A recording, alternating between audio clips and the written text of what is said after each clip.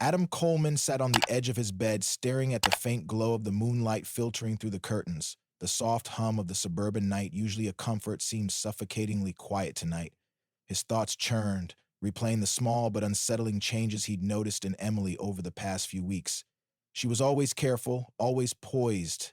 Yet lately, there was something he couldn't quite put his finger on. It started innocently enough. Emily, his wife of 10 years, had begun taking her phone everywhere. It wasn't like her. She was the kind of person who used to leave her phone in the living room without a second thought. Now, she carried it like it was a lifeline, slipping it into her pocket even when heading to the kitchen for water. "Where are you texting so much?" Adam had asked one evening, trying to sound casual. Emily had laughed, the kind of laugh that felt too practiced. "Just the girls from the office. Were you planning Sarah's baby shower?" Adam had nodded, pretending to accept the answer, but a seed of doubt had been planted, one that refused to stop growing. Tonight, the seed was in full bloom. Emily had come home late again, a faint scent of cologne clinging to her clothes. She claimed it was from hugging a coworker who'd just gotten promoted. Her smile was dazzling, her explanation confident, but Adam couldn't shake the feeling of something being terribly wrong. After she went to bed, he found himself scrolling through his memories, piecing together the subtle shifts in her behavior. The sudden nights out, the whispered phone calls, the guarded expressions when he entered the room. The tipping point had been a single name, Nathan. It had slipped from Emily's lips during dinner the other night, casual and fleeting, but it lingered in Adam's mind like a ghost. "Who's Nathan?" he had asked, trying to sound curious but not accusatory. "Oh, he's just a consultant we brought in for the new project," Emily had replied smoothly, waving the question away. "Why?" No reason, Adam had said, forcing a smile, but he had noted the slight hesitation in her voice and the way she avoided his gaze. Now, as the clock ticked past midnight, Adam's mind was made up. He needed answers. He pulled out his laptop and began sifting through the phone bills. Emily had always been organized, keeping every bill in their shared email account. Sure enough, there was a pattern. Long calls to an unknown number late at night, the duration of each call growing with time. He felt his chest tighten as he cross-referenced the number online. A quick search revealed it belonged to a man named Nathan Carter. Adam's heart pounded as he stared at the name on the screen. This wasn't paranoia, this wasn't his imagination. Something was going on, and he couldn't let it fester any longer. He opened a private browser and searched for local private investigators. If Emily thought she could outmaneuver him, she was about to learn otherwise. As he closed the laptop and lay down beside her, the space between them felt like a chasm. The woman he had once known as his partner, his confidant, was a stranger now. But Adam wasn't the kind of man to let betrayal go unanswered. His mind burned with questions, but one thing was clear. This wasn't over. It was just the beginning. Adam Coleman had always prided himself on being a man of logic and control. In his career as an architect, every line he drew had a purpose, every structure a foundation of integrity. But as he delved deeper into the unsettling mystery surrounding Emily, he felt his carefully constructed world cracking. The morning after his midnight sleuthing, Adam played the part of the doting husband. Over breakfast, Emily chatted breezily about an upcoming charity gala, her laughter filling the room like music. But to Adam, her voice carried a hollow note, a dissonance that couldn't be ignored. He leaned back, stirring his coffee, feigning casual interest. "Will Nathan be there?" Emily froze for just a fraction of a second, so brief that most would have missed it, but Adam caught it. Her hand, holding a fork full of scrambled eggs, hesitated before she forced a smile. "Nathan? Oh, I don't think so. He's busy with work." Adam nodded slowly. "Shame. I've heard his name a few times now. Seems like an important part of your team." She tilted her head, as if weighing how much to say. "He is. He's thorough. A little intense, but good at what he does." The way she said intense made Adam's stomach twist. There was something too familiar in her tone, an unspoken intimacy that underscored her words. He let the conversation drift to safer topics, but his resolve hardened. This wasn't speculation anymore. It was confirmation. That afternoon, Adam slipped away from the office and met with a private investigator named Paul Reed. Paul had been in the business for over 20 years, his reputation built on discretion and results.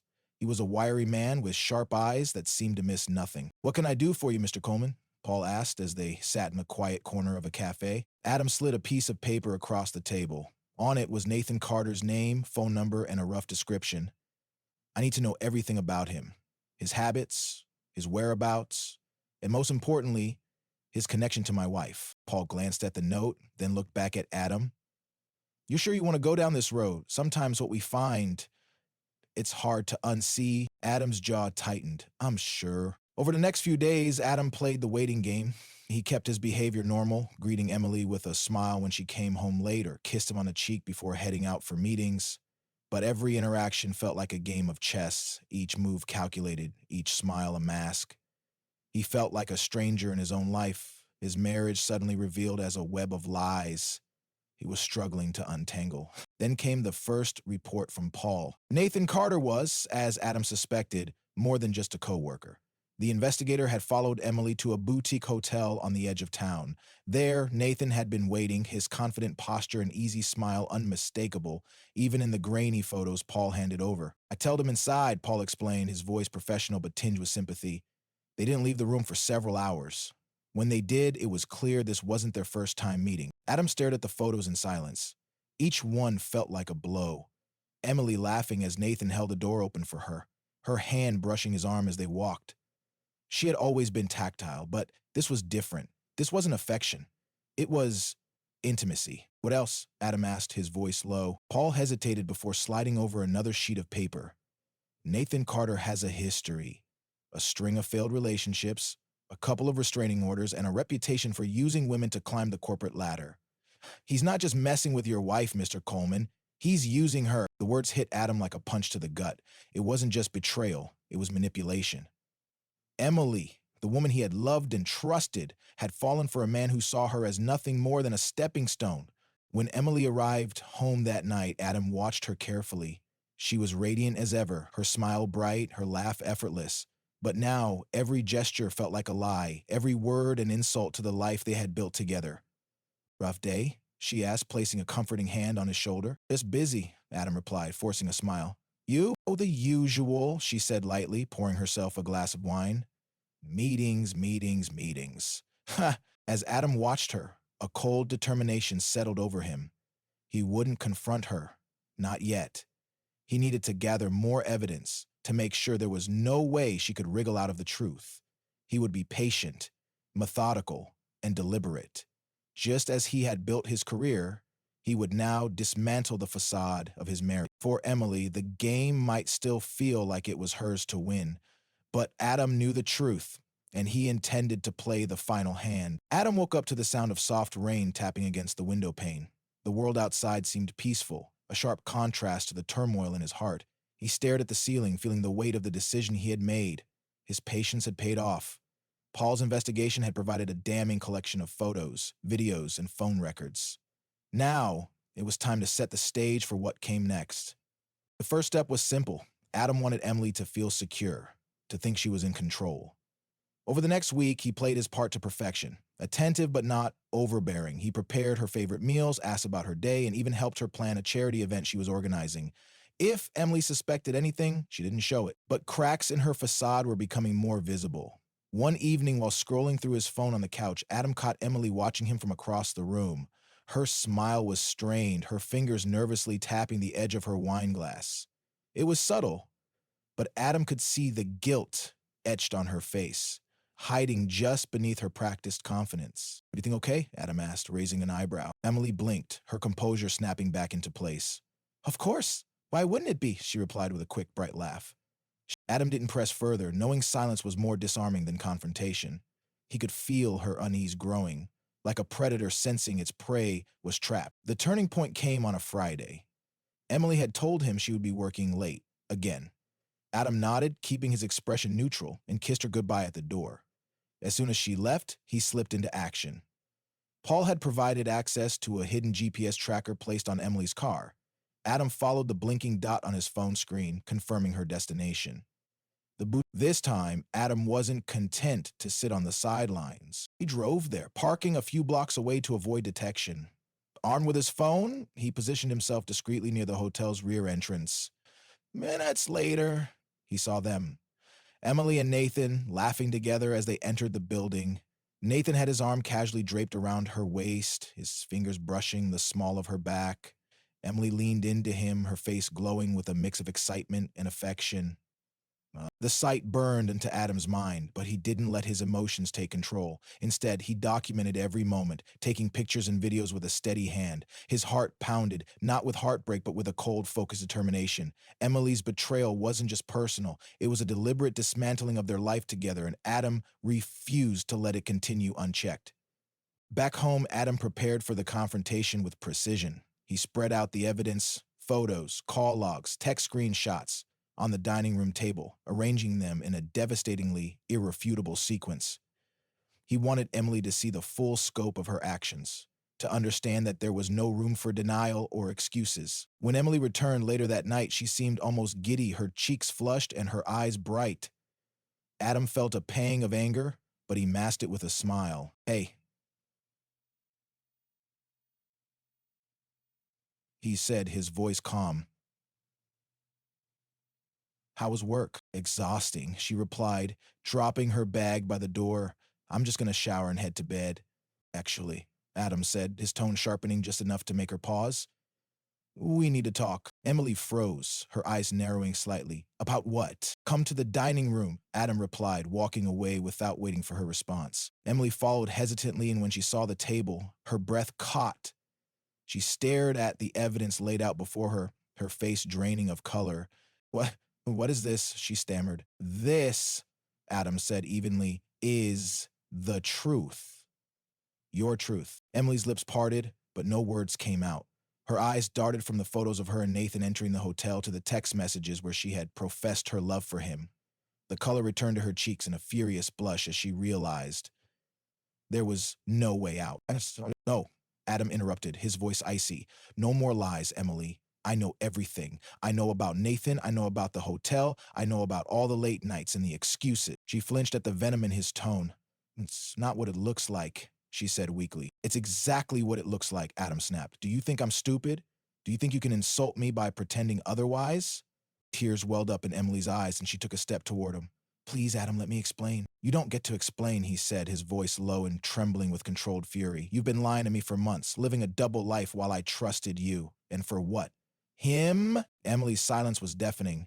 She looked at the floor, her tears falling freely now, but Adam didn't feel pity. He felt vindicated. "You made your choices, Emily," he said, his voice steady.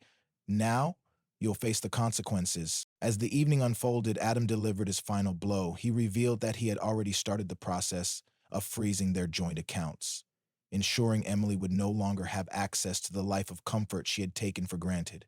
He also informed her that he would be sharing the evidence of her affair with their closest friends and family, shattering the perfect image she had worked so hard to maintain. When Emily finally broke down completely, sobbing into her hands, Adam felt a pang of regret but pushed it aside. She had made her bed, now she would lie in it.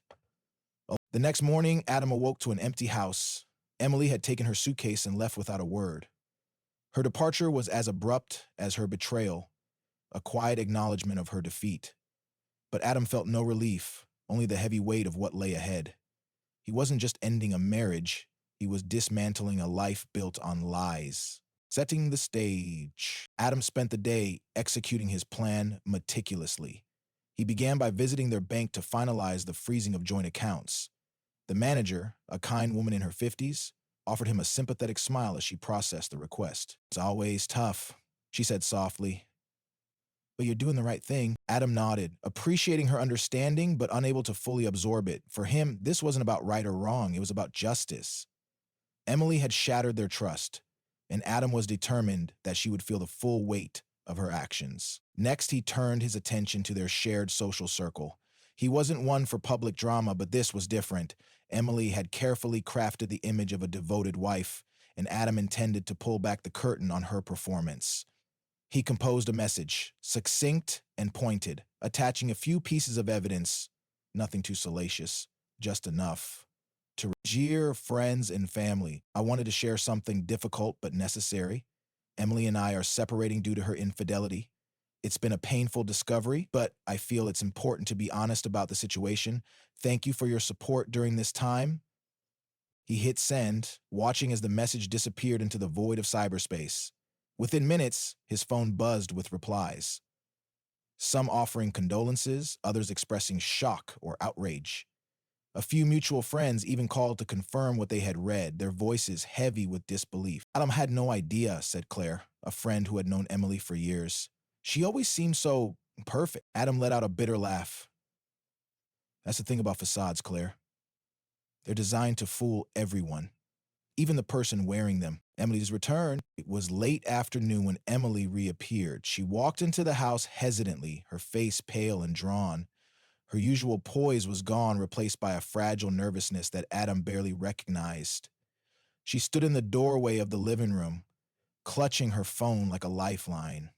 Adam, she began, her voice trembling. Can we talk? Adam looked up from his laptop, his expression unreadable.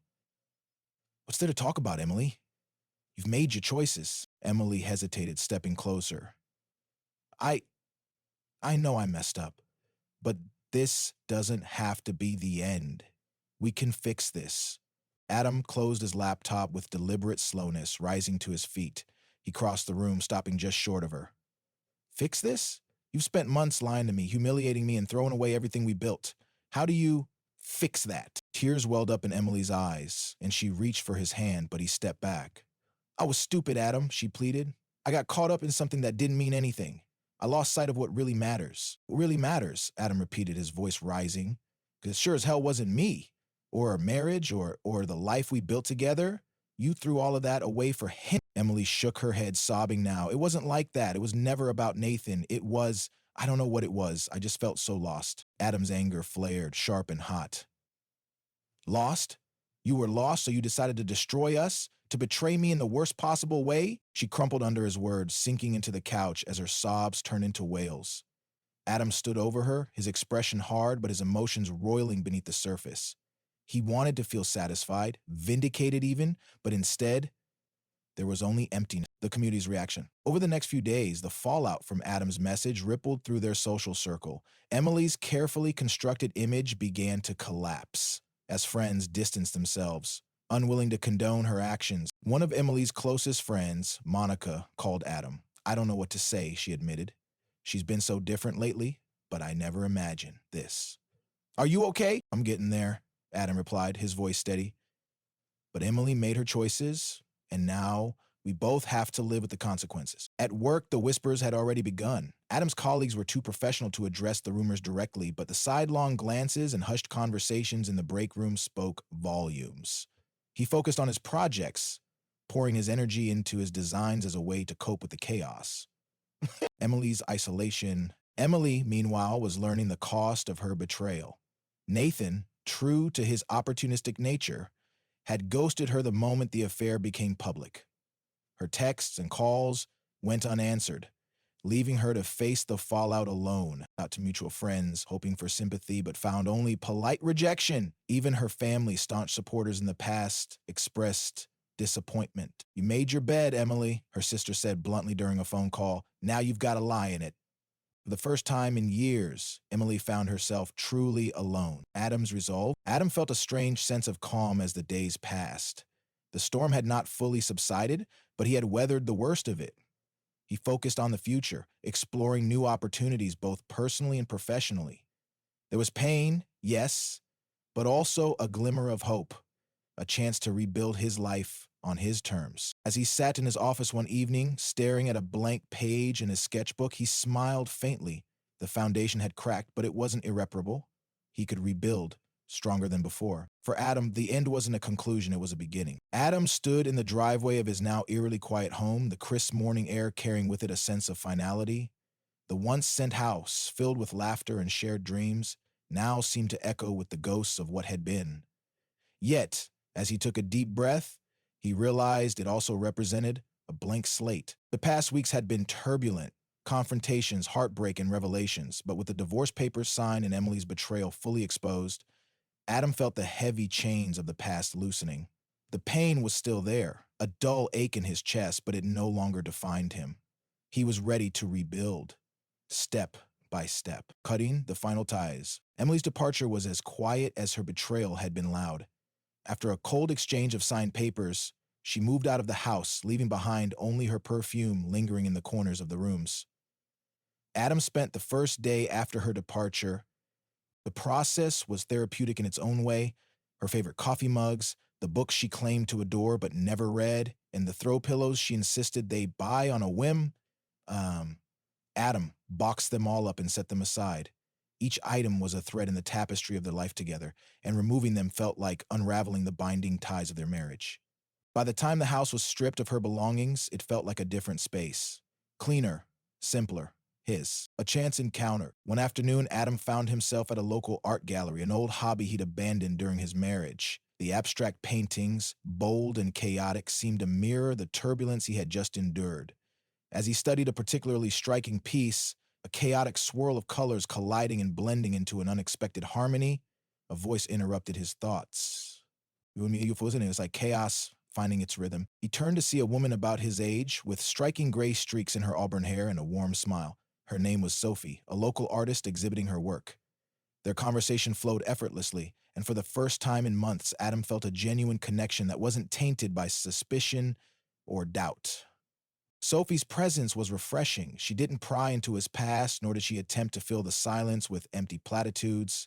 Instead, she talked about art, life, and the resilience of the human spirit. By the end of the evening, Adam left the gallery with one of her paintings and her number, reclaiming his identity. Inspired by Sophie's words, Adam decided to revisit the things he had given up during his marriage. He began running again, finding solace in the rhythmic pounding of his feet against the pavement. He took up cooking, learning to prepare meals that were as satisfying as they were simple. He even started sketching, something he hadn't done since college, letting his thoughts spill onto the page in fluid strokes. Professionally, Adam threw himself into a new project, designing a community center for underprivileged youth. It was a challenge, but it was also deeply fulfilling. The work gave him purpose, a way to channel his pain into something constructive. Emily's doubtful. While Adam focused on moving forward, Emily's life took a downward spiral. Isolated from her social circle and abandoned by Nathan, she found herself grappling with the harsh realities of her choices. The image of control and sophistication she had carefully cultivated was in shambles, replaced by whispers of pity and judgment. One day, she called Adam. Her voice was soft, almost timid, as she tried to bridge the chasm between them. Adam, I just wanted to say I'm sorry for everything. Adam listened, the phone cool against his ear. He didn't interrupt, letting her words hang in the air like smoke. When she was done, he responded simply, I hope you find what you're looking for, Emily. But I've already found my peace. The silence on the other end was deafening, and then she hung up. For Adam, it felt like the final chapter closing. A fresh start. Months later, Adam found himself in the same gallery where he had met Sophie, this time helping her set up for another exhibition. The relationship had grown naturally, built on trust and mutual respect. Sophie understood Adam's scars and never tried to rush his healing. You've come a long way, Sophie said as they hung one of her paintings. You're different now. Adam smiled. I've learned that sometimes the worst endings can lead to the best beginning. That evening, as the gallery filled with guests, Adam felt something he hadn't in a long time: contentment. He wasn't just surviving anymore, he was thriving. The betrayal that had once consumed him had become a stepping stone toward a life he never thought possible. And as Sophie took his hand, her warmth grounding him in the present, Adam realized he wasn't looking back anymore. His life, his future, was entirely his own.